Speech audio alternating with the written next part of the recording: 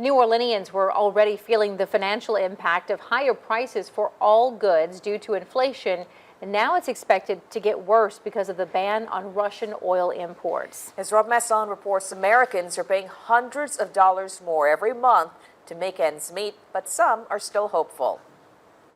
Making groceries in Mid-City is not as fun as it used to be.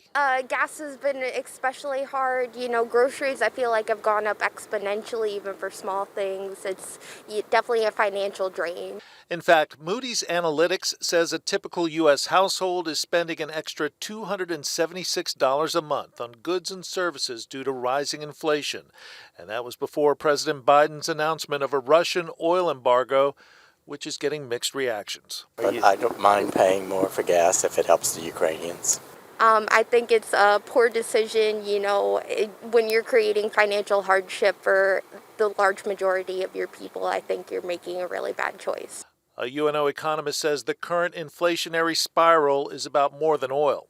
Most recent numbers of 7% inflation of cost of living. The oil prices are part of that, but it's in food, it's in everything else.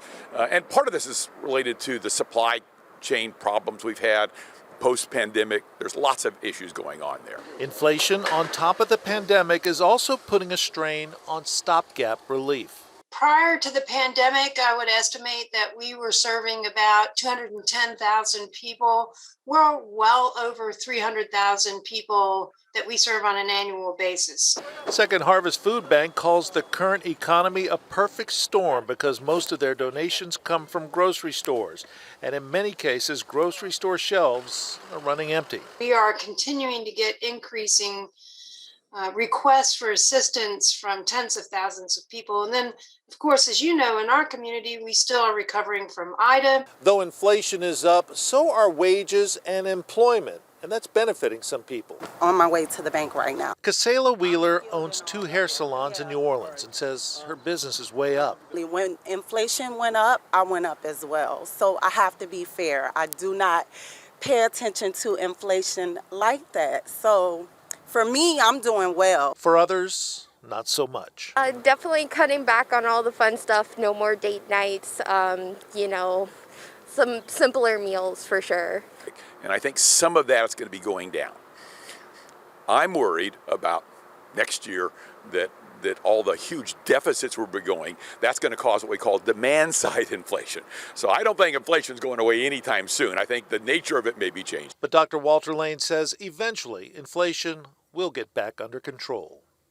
Rob Masson, Fox 8 Local First. Congressman Garret Graves of Louisiana responded to the president's ban on Russian oil imports, saying the U.S. has been sending Putin almost $25 million every day to buy Russian crude. And he says the Biden administration needs to do even more. And so we're certainly calling on the administration not just to ban Russian oil, but to come and truly have an energy strategy that's all of the above, an American energy strategy, because even under this administration, they're projecting a 50% increase in global energy demand.